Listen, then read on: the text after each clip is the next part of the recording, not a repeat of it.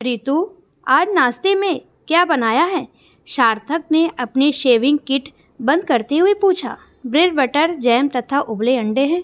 रितु ने तनिक ठंडे स्वर में कहा। क्या आज फिर वही नाश्ता? कुछ ताज़ा भी बना लिया करो कभी कभी, सार्थक ने मुंह बनाते हुए कहा। रितु का पारा चढ़ गया। रौब तो जनाब ऐसे मारते हैं मानो मुझे ब्याह कर लाए हों। मैं कोई तुम्हारी ब्याहता तो हूँ नहीं कि दिन रात तुम्हारी सेवा में लगी रहूं। तुम तो 8 बजे से पहले उठते नहीं हो और उठते ही चाय की गुहार लगाने लगते हो। बालकनी में बैठकर चाय पीते हुए पेपर पढ़ते हो, जबकि मुझे तो काम करते हुए ही चाय पीनी पड़ती है। थोड़ी मदद कर दिया करो तो तुम्हें रोज ही मनचाहा नाश्ता मिले। रितु ने भी झल्लाते हुए कहा। हाँ, यही तो रह गया है। मैं भी कोई तुम्हारा पति तो हूँ नहीं जो जर गुलाम बन जाऊं और तुम्हारे हुक्म की तामील करूं। सार्थक ने मुंह बनाते हुए कहा और तौलिया उठाकर बाथरूम में नहाने चला गया। रितु ने जल्दी जल्दी कमरे को ठीक किया। अपना बेड वह उठते ही सेट कर लेती थी, लेकिन सार्थक का बेड तो बेतरतीब पड़ा हुआ था। जरा भी काम का ढंग नहीं था। सफाई की तो वह परवाह ही नहीं करता था। अभी तक मैड भी नहीं आई थी। आखिर वह कितना काम करे? शादी ना करने का मन बनाकर कहीं उसने गलती तो नहीं की थी। अब बिना शादी किए ही उसे गृहस्थी चलानी पड़ रही है। फिर माता पिता की ही बात मान ली होती, कम से कम अपना घर परिवार तो होता। तब तो आधुनिकता का भूत सवार था, जिम्मेदारियां नहीं उठाना चाहती थी। परिवार जैसी संस्था से उसका विश्वास ही उठ गया था।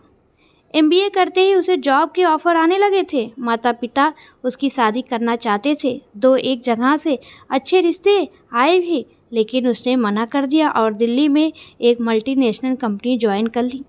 ब्याह न करने का पूर्वाग्रह का कारण भी था। उसकी बड़ी बहन श्वेता का जो हश्र हुआ था, उसने उसकी अंतरात्मा को हिला दिया था। श्वेता बहुत खूबसूरत तथा काफ़ी पढ़ी लिखी लड़की थी। उसका मेरठ के एक बहुत संपन्न तथा प्रतिष्ठित परिवार में विवाह हुआ था। उसका पति अनुज इंजीनियर था। विवाह के 2 वर्ष बाद ही एक सड़क दुर्घटना में अनुज की मृत्यु हो गई। उसकी मृत्यु के 15 दिन बाद ही उसके ससुराल वालों ने उसे दूध की मक्खी की भांति घर से बाहर कर दिया और वह अपनी 1 साल की बेटी वान्या के साथ मैके आ गई। उसकी सास ने कहा बेटा होता तो यह यहाँ रह सकती थी, किंतु बेटी जन्म कर उसने अपना यह अधिकार भी खो दिया और उन लोगों ने श्वेता को बेरंग वापस भेज दिया। माता पिता ने खामोशी से सब कुछ सह लिया। रितु ने श्वेता को ससुराल वालों पर किस करने की सलाह दी, लेकिन श्वेता ने ये कहकर साफ मना कर दिया कि यदि वह मुकदमा जीत जाती है तो भी वह उस घर में नहीं जाएगी जहाँ उसका तथा उसकी बेटी का जीवन खतरे में हो। और इस प्रकार इस कहानी का पट्टाछेप हो गया। लेकिन इस घटना का रितु पर इतना गहरा असर पड़ा कि अब वह विवाह जैसे बंधन में बंधना ही नहीं चाहती थी। उसने दिल्ली में एक मल्टीनेशनल कंपनी में आवेदन किया। शीघ्र ही उसका चयन हो गया और वह दिल्ली चली आई। शुरू में तो वह एक गर्ल्स हॉस्टल में रही, लेकिन वहाँ उसके मन मुताबिक कुछ भी न था। यूँ तो अपने घर जैसी सुविधा तथा रहन सहन कहीं भी नहीं मिल सकता था, लेकिन यहाँ तो वह लौकी तुरई या राजमा चावल खाते खाते ऊब गई थी। ऑफिस में अपने सहयोगी सार्थक से उसकी अच्छी मित्रता थी। दोनों ही उपमुख विचारों के थे, अविवाहित थे। लंच ब्रेक में दोनों कैंटीन में एक साथ लंच करते थे। शाम को एक साथ ऑफिस से निकलते और दूर दूर तक घूमने चले जाते थे, या कभी कोई मूवी एक साथ देखने निकल जाते थे। रात में दोनों अपने अपने ठिकाने की ओर चल देते थे। एक दिन सार्थक ने लिव इन रिलेशनशिप का प्रस्ताव रखा तो रितु भौचक रहकर उसका मुंह देखने लगी। उसने सुन तो रखा था कि बड़े शहरों में अविवाहित युवक युवतियाँ एक साथ रहते हैं, लेकिन उसे स्वयं इस अनुभव से 2-4 होना पड़ेगा, इसकी उसने कभी कल्पना भी नहीं की थी। उसने 2 दिन का समय मांगा सोचने के लिए और अपने हॉस्टल चली गई। इन 2 दिन में उसने खूब मनन किया। उसे समय भी मिल गया था क्योंकि 2 दिन ऑफिस बंद था। वह पोह में फंसी थी। क्या उसे सार्थक का प्रस्ताव स्वीकार कर लेना चाहिए? कुछ गलत हो गया तो? कुछ गलत क्या होगा? उसे अपने पर पूरा विश्वास था। वह कोई कामचोर महिला तो थी नहीं, और फिर पिछले 6 महीने से वह सार्थक को जानती है। कभी भी उसने कुछ गलत फ़ायदा उठाने की कोशिश नहीं की। पर यदि घर वालों को इस बात का पता चला तो क्या होगा? इससे समाज में उसके परिवार की बदनामी होगी, लेकिन घर वालों को इस बारे में बताने की आवश्यकता ही क्या है। सार्थक का खाना टेबल पर लगा दिया और स्वयं खा पीकर अपने बेड पर लेट गई। जल्द ही उसे नींद आ गई। वह गहरी नींद में सो रही थी। वह खुद ही प्रश्न करती और स्वयं ही उत्तर भी देती। काफ़ी सोच विचार के बाद उसने सार्थक को हाँ कहने का मन बना लिया। जल्द ही दोनों ने रोहिणी में एक छोटा सा फ्लैट किराए पर ले लिया। घर की ज़रूरतों का थोड़ा बहुत सामान भी खरीद लिया। 2 सिंगल बेड खरीदे और इस प्रकार उन्होंने एक साथ रहना शुरू कर दिया। घर की साफ सफाई के लिए एक मेड भी रख ली तथा घर खर्च दोनों ने आधा आधा बांट लिया। कुछ ही समय बाद रितु को सार्थक का व्यवहार थोड़ा थोड़ा बदला सा नजर आने लगा। ऐसा लगता था मानो वह खुद को रितु पर हावी करना चाहता है। गाए बगाए उस पर पति की तरह रौब भी झाड़ता था, लेकिन रितु सब कुछ चुपचाप बर्दाश्त कर लेती थी। सार्थक की हर बात को वह शांति से सह लेती थी, लेकिन उसके व्यवहार को देखकर आज तो वह भी बिफर गई थी और उस पर सोने पर सुहागा या कि काम वाली अभी तक नहीं आई थी। अब वह घर के सारे काम करे अथवा जैसे तैसे छोड़कर ऑफिस चली जाए। समय कम था। सार्थक एकदम तैयार होकर नाश्ते की टेबल पर आ गया था। रितु को अस्त व्यस्त दशा में देखकर उसका पारा चढ़ गया। ये क्या रितु, तुम अभी तक तैयार नहीं हुई? क्या कर रही थी अभी तक? झक मार रही थी? तुम्हें देर हो रही है तो नाश्ता लगा है और टिफ़िन भी तैयार है, तुम जा सकते हो। मैं थोड़ी देर से आ जाऊंगी। मैड भी अभी तक नहीं आई है। वह बौखला उठी। सार्थक चिल्लाकर नाश्ता करने लगा। रितु बड़बड़ाती हुई अपने कपड़े लेकर बाथरूम में घुस गई। इन बाइयों का क्या, तुम्हें गरज है तो रखो, नहीं काम तो इन्हें बहुत से मिल जाएंगे। आते ही वह बड़बड़ाने लगती थी। कितनी देर हो गई आपके घर का ही काम करते करते? अभी 4 घरों में और जाना है, कैसे होगा रे बाबा? तो थोड़ा जल्दी आ जाया करो। रितु कहती। हाँ हाँ क्यों नहीं, कहो तो यहीं बस जाऊँ। मेरा भी घर वाला है, बच्चे हैं, उनका भी तो काम रहता है। या तो समय की मार है, नहीं तो काम करने जाती मेरी जूती। वैसे मेन साहब जी, आप लोगों के नखरे भी बहुत हैं। ऐसे काम करो वैसे काम करो। और वह कमर पर हाथ रखकर खड़ी हो जाती। रितु के पास चुप रहने के अलावा और कोई रास्ता भी ना बचता। आधे घंटे बाद वह बाथरूम से बाहर आई। अब वह जानबूझकर सार्थक को खिंचा रही थी। पिछले 3 वर्ष से दोनों दिल्ली में एक साथ रह रहे थे। दोनों ही विवाह नहीं करना चाहते थे तथा एक ही कंपनी में कार्यरत थे। सार्थक में आई तब्दीली को वह भली भांति समझ रही थी। शायद वह अब उससे ऊब गया था और कुछ चेंज चाहता था, या शायद रितु की कामना करने लगा था। शायद यही सच था, लेकिन रितु का तटस्थ व्यवहार उसे निराश कर देता था। रितु ने शुरू में ही इस आशंका को व्यक्त किया था। तब सार्थक ने कहा था, क्या रितु, तुम मुझे या स्वयं को इतना कमज़ोर समझती हो? आखिर संयम भी कोई चीज़ है। और तब रितु आश्वस्त हो चली थी, लेकिन क्या संयम रह पाया? रितु आज भी उस बरसात की रात को नहीं भूलती। रविवार का दिन था। सार्थक ने कहीं बाहर चलने का कार्यक्रम बनाया, लेकिन रितु ने कहा कि आज घर को थोड़ा साफ कर लेते हैं। सार्थक नहीं माना और अकेला ही अपने मित्रों के साथ घूमने फिरने चला गया। रात के 10 बजे थे। उसे नींद भी आ रही थी। उसने सार्थक का खाना टेबल पर लगा दिया और स्वयं खा पीकर अपने बेड पर लेट गई। जल्द ही उसे नींद आ गई। वह गहरी नींद में सो रही थी। तभी उसे लगा कि उसके बेड पर कोई है। नाइट बल्ब की धीमी रोशनी में उसने देखा सार्थक उसकी बगल में लेटा है। तुम यहाँ? वह चौंक उठी। तभी सार्थक ने उसे बाहों में भर लिया और फुसफुसाते हुए बोला, कब तक दूरी रहेगी? जबकि हम दोनों एक दूसरे को पसंद करते हैं तो फिर एक रिश्ता बना लेने में क्या हर्ज है? मैं बहुत दिनों से तुम्हें पाना चाहता था, लेकिन पहल करने की हिम्मत नहीं जुटा पा रहा था। आखिर कब तक मन को मारता? आज की बरसात ने मन की इन कामनाओं को जगा दिया और मैं खुद पर नियंत्रण न रख सका।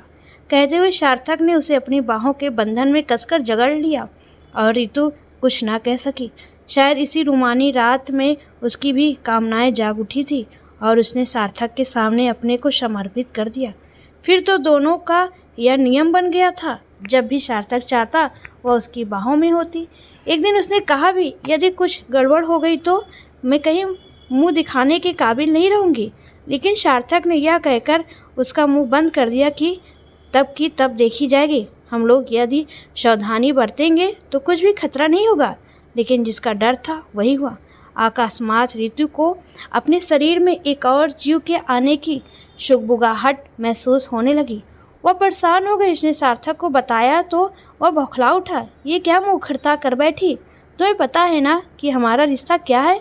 और क्या हमने यह फैसला नहीं लिया था कि हम इन झंझटों से दूर रहेंगे? शादी वादी के बंधन में इसलिए तो नहीं बंधे कि इन सब जिम्मेदारियों से हम दूर ही रहना चाहते थे। फिर यह कैसे हो गया? रीतू का चेहरा तमतमा उठा। क्या सब मेरी ही गलती है? क्या इसमें तुम्हारा कोई हाथ नहीं है? और पिछले 3 वर्ष से हम एक साथ रह रहे हैं। हर दिन तुम मुझे भोगते रहे, तो कभी न कभी तो यह होना ही था।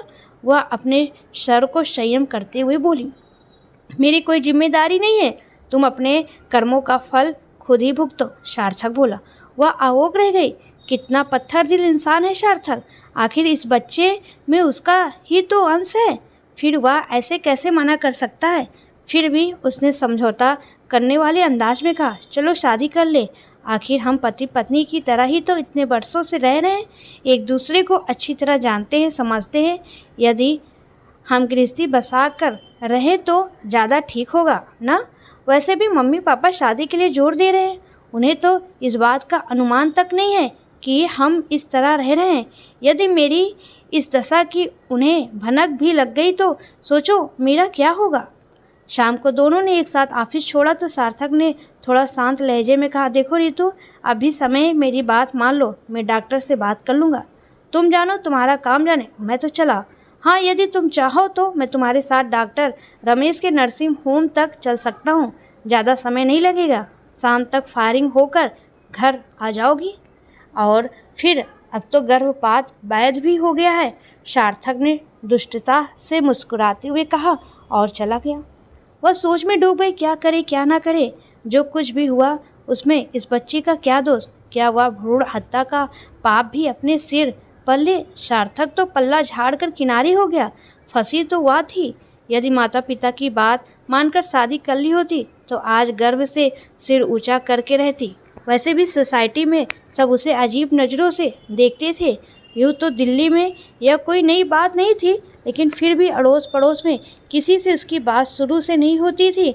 फिर भी उसने सामने वाले फ्लैट में रहने वाली मिसेस सुनीता से बातचीत करना चाहिए, लेकिन उन्होंने एक अव्यक्त रुखाई का ही परिचय दिया और उसे ज़्यादा तवज्जो नहीं दी। वह दिल्ली के मुकाबले कानपुर जैसे छोटे शहर से आई थी। वह भी सबसे घुल मिल कर रहना चाहती थी, लेकिन निराशा ही हाथ लगी और वह धीरे धीरे हीनता का शिकार होती गई।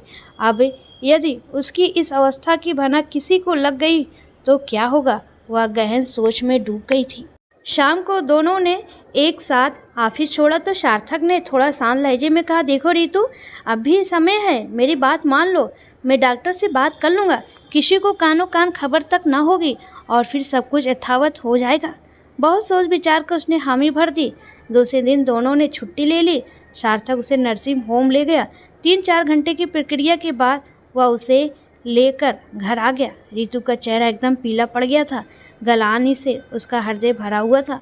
सार्थक ने उसे गर्म कॉफ़ी पिलाई। जब वह उठने लगी तो बोला, लेटी रहो, खाना बाहर से ले आता हूँ। और वह चला गया। रीतू को अचानक रोना आ गया। वह तकिए में मुँह छिपा कर खूब रोई। आज उसे माता पिता, दीदी, सभी की बहुत याद आ रही थी। उसे लग रहा था कि उनकी बात न मानकर उसने कितनी बड़ी गलती की थी। काश उसने शादी कर ली होती तो आज वो अपने अजन्मे शिशु की हत्या के पाप की भागीदार तो ना होती। उसे सार्थक के आने की आहट सुनाई दी तो वह चुपचाप शांत होकर लेट गई। किसी प्रकार 1-2 निवाले खा लिए और करवट बदलकर सोने की चेष्टा करने लगी। जब भी छुट्टियों में घर जाती सभी पूछते, कैसे मैनेज करती हो अकेले? कहाँ रहती हो? गर्ल्स हॉस्टल में, वह उत्तर देती। बड़ा अच्छा है आंटी, बड़ा ध्यान रखती हैं। बस किसी को वहाँ आने की इजाज़त नहीं है। यहाँ तक कि यदि घर वाले भी आना चाहे तो उनकी व्यवस्था किसी होटल में करनी पड़ती है। और दिल्ली की होटल, बाप रे बाप, बड़े महंगे हैं। और इस प्रकार वह अपने घर वालों को समझा देती थी। इस वर्ष जब वह दिवाली पर घर गई तो माँ ने उसे विराज का फ़ोटो दिखाया, जो बेंगलुरु में सॉफ्टवेयर इंजीनियर था। उन लोगों को बचपन से ही रीतू बहुत पसंद थी। वो लोग मिलने भी आए थे। विराज आकर्षक व्यक्तित्व का धनी था तथा पद की गर्मा उसके चेहरे पर झलक रही थी। एकांत में उसने रीतू से पूछा, शादी के विषय में क्या सोचा? वह सकपका गई इस आकस्मिक प्रश्न से। शादी नहीं करनी है, उसने लड़खड़ाते हुए शब्दों में कहा। जीवन का सफ़र बहुत लंबा है उसे कैसे पूरा करोगी?